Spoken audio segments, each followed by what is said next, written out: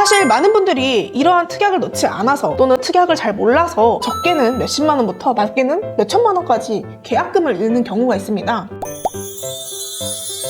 안녕하세요. 부동산 금융케어 플랫폼 세이프홈즈입니다. 부동산 계약서를 봤을 때 특약이라는 부분 혹시 자세히 보신 적 있으신가요? 아니면은 아직까지 특약이 어떤 건지 잘 모르시나요? 이번에 저희가 특약에 대해서 조금 더 정확하고 자세하게 알려드리겠습니다. 먼저 특약이라는 거는 임대인과 임차인 간의 특별한 약속이라고 생각을 하면 됩니다. 그래서 예를 들어서 이 계약서상에 특약이라는 걸 명시를 한다고 했을 때 우리는 이제 임대차 보호법상 임차인은 당연히 보호를 받는 것이 맞지만은 나에게 불리한 특약을 적용했을 때는 사실 좋을 점이 하나도 없어요. 그래서 애초에 계약서를 작성할 때 어떤 특약이 나에게 유리한 특약이고 어떤 특약이 나에게 불리한 특약인지 알고 진행을 한다고 하면은 미리 불리한 상황을 막을 수가 있습니다. 세이프홈즈 전세 법률 리포트 안을 보면요, 변호사가 추천한 특약이 있는데 그거를 저와 함께 보도록 하겠습니다. 자, 세이프홈즈 전세법률 리포트는 집 주소와 보증금만 입력하면 단 10초 만에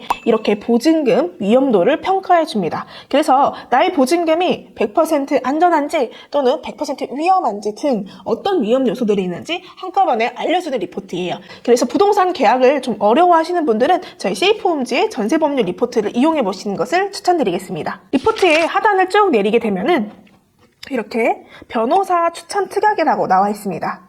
먼저 등기부 등본 관련 특약을 한번 보겠습니다. 계약 체결일 기준 등기부 등본 상행의 표시와 소유권, 근저당권 등 권리에 관한 일체의 사항을 입주일 다음 날까지 유지한다. 단 본 계약의 이행 또는 기타 당사자들 사이 별도 합의에 따른 경우는 예외하기로 한다. 이 말 뜻은 무엇이냐면요. 자, 우리가 계약서를 쓸 때는 등기부 등본이 깨끗했어요. 근데 그 다음날 이제 확정일자가 전입신고를 이제 하게 됐을 때 약 하루 정도 텀이 좀 발생할 수가 있는데 이때 임대인이 뭐 추가로 대출을 받을 수도 있고 또는 임대인이 변경이 될 수도 있는 상황이 있을 수도 있는데요. 그거를 미리 미연에 방지하고자 이런 특약을 넣는 겁니다. 여기에서 근저당권은 쉽게 말하면 집에 생긴 빚을 말하는 건데요. 그래서 내가 입주한 다음날까지 어떠한 빚도 이 집에 생기면 안 된다라는 약속을 넣는 겁니다. 나 몰래 임대인이 이 집에 빚을 생기게 했다면은 나는 이 집에 들어가지 않을 거기 때문에 당신은 나에게 계약금뿐만 아니라 위약금도 나에게 모두 돌려줘야 한다라는 의미의 특약입니다.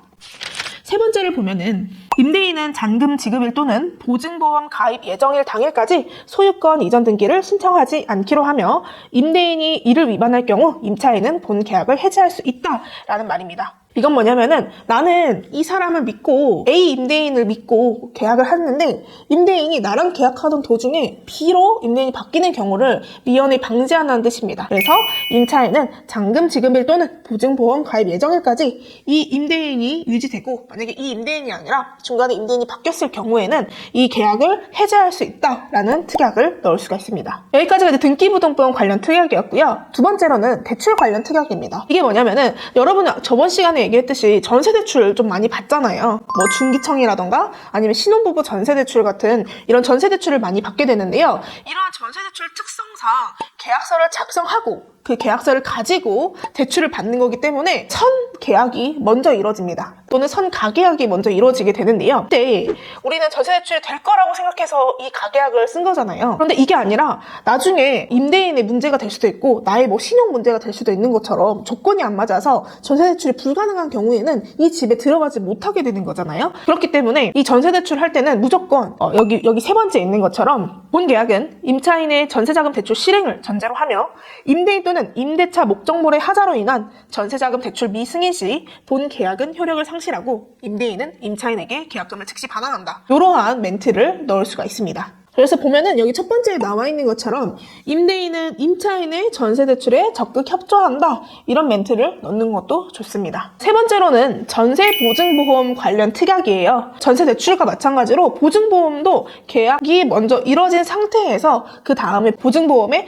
가입할 수가 있는 거거든요. 그런데 만약에 임대인이 이 집은 보증보험 무조건 가입이 가능한 집이에요 라고 하면서 뭐 홍보를 해서 집을 팔았는데 막상 뭐 보증보험이 되지 않는 상황이 또 올 수도 있는 거잖아요. 예를 들어서 뭐 시세가 떨어져가지고 보증보험이 안 된다던가. 그럴 경우에 나는 이미 계약금을 지불했는데 임대인이 만약에 난 된 줄 알았는데 못 된다. 근데 나는 계약금 돌려줄 수 없다. 라고 하게 되면은 사실상 정말로 계약금을 받을 길이 없는 겁니다. 그래서 여기 첫 번째처럼 임대인은 임차인의 보증보험 가입을 위해 필요한 절차에 적극 협조한다. 이것도 넣어주시고요.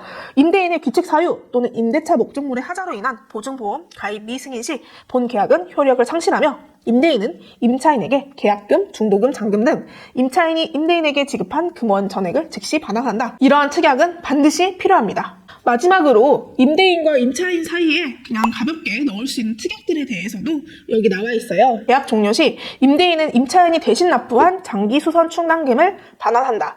이런 게 있는데요. 장기수선 충당금이라는 게 뭐냐면은 아파트나 오피스텔에 거주하게 됐을 경우에는 관리비 고지서에 장기수선 충당금이라는 게 나와요. 노후된 시설을 이제 나중에 고치기 위해서 이렇게 미리미리 여기 세입자들 또는 집주인들에게 받아놓는 금액을 좀 말하는데, 원래 이 장기수선 충당금은 세입자가 내는 게 아니라 임대인, 결국엔 집의 소유자가 내야 되는 겁니다. 근데 어쩔 수 없이 이제 내가 거기에 살고 있으니까 관리비 형식으로 내야 되는데, 임대인인 임차인이 대신 납부한 장기수선 충당금을 반환하여야 한다. 이러한 특약을 넣음으로써 이거를 조금 더 명확하게 말할 수가 있습니다.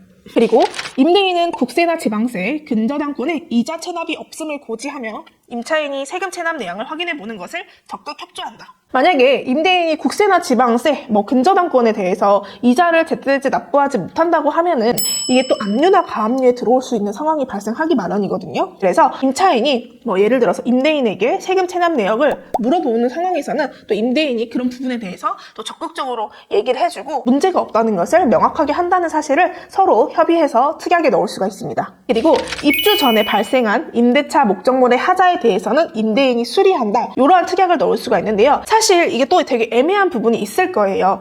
예를 들어서 내가 살고 있는데 벽지가 조금 훼손됐다거나 아니면은 내가 살기 전에 발생한 문제에 대해서 내가 나가려고 했을 때 임대인이 이거 당신이 그러지 않았나요? 라고 또 할 수가 있을 거거든요. 그런 상황을 미연에 방지하고자 사진이나 영상을 통해서 임대차의 하자 이런 부분을 미리 좀 촬영을 해놓고 추후에 나갈 때 이러한 문제가 생기지 않도록 이러한 특약을 또 작성할 수가 있습니다. 그리고 또 반려동물을 키우는 가구가 굉장히 많잖아요.